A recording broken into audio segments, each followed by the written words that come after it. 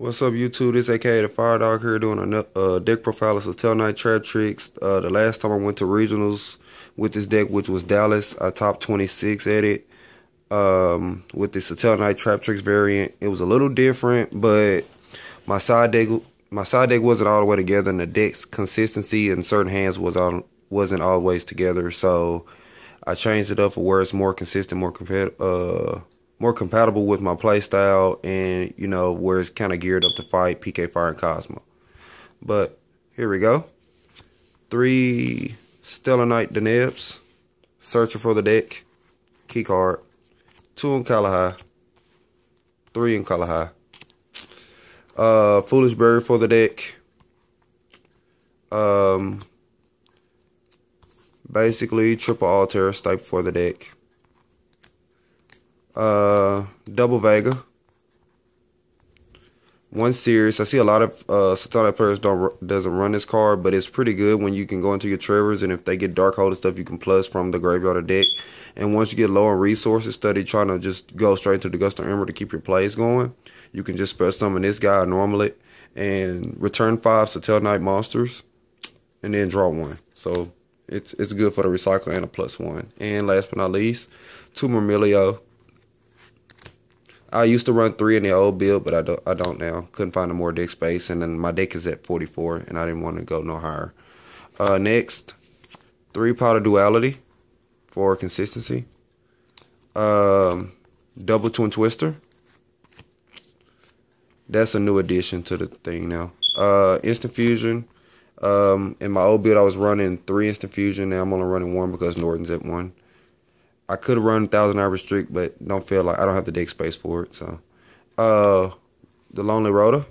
That's it for the spells. The second big half part of the deck.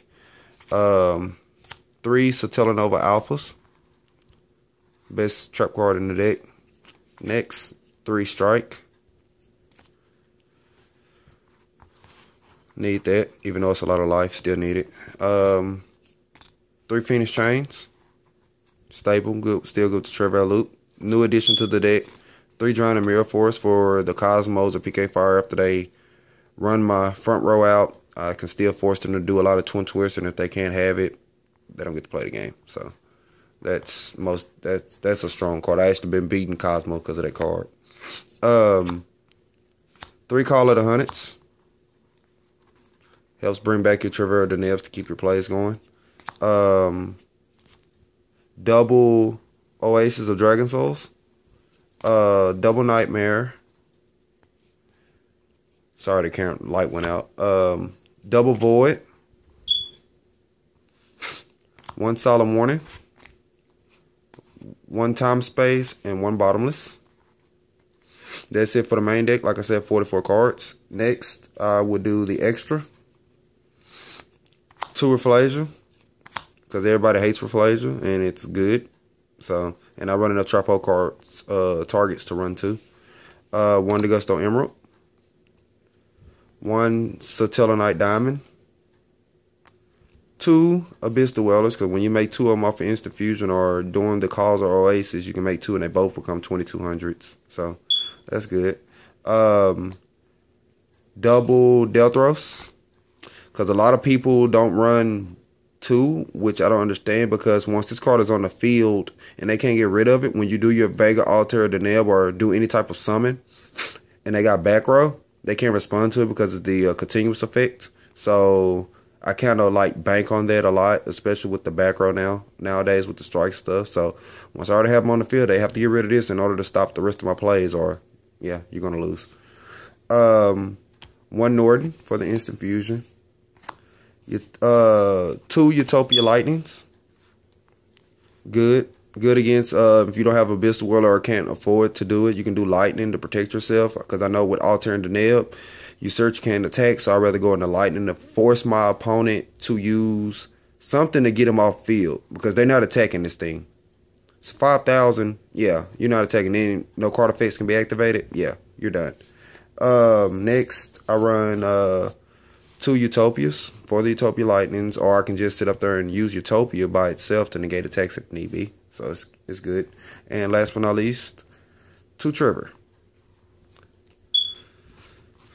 if you wanted to do a different thing, you could drop maybe one Abyss Dweller to run Prime if you feel like it. I kind of did that on Dev Pro for where I paid myself down to 10 light points, banished Cosmo, all the monsters they had special summoned and burned them.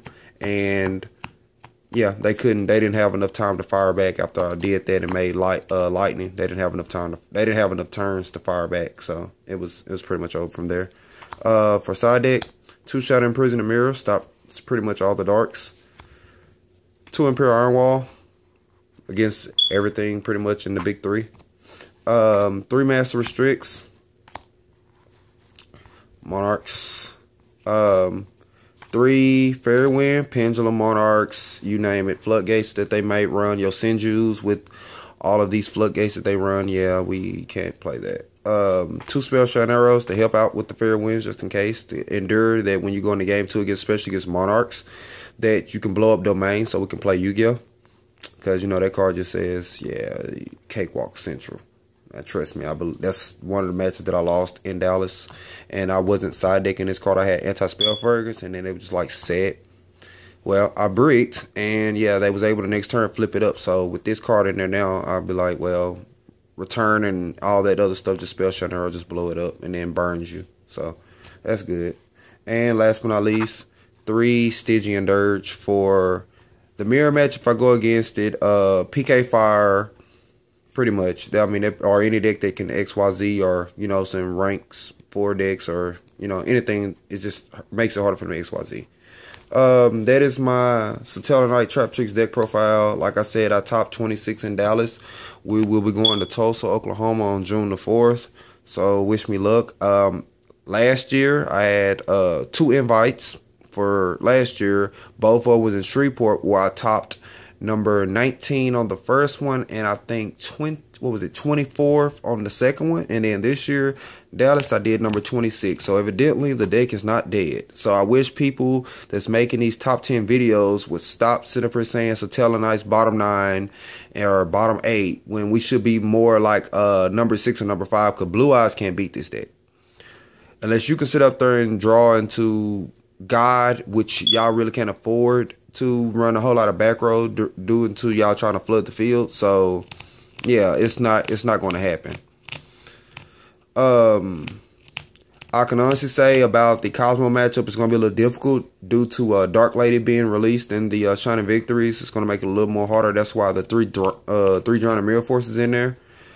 So hopefully y'all take my advice, and yeah, the card might seem a little slow, but trust me, if you actually try the card and you get into a tough spot, they have to Twin Twist or do something to blow it up, or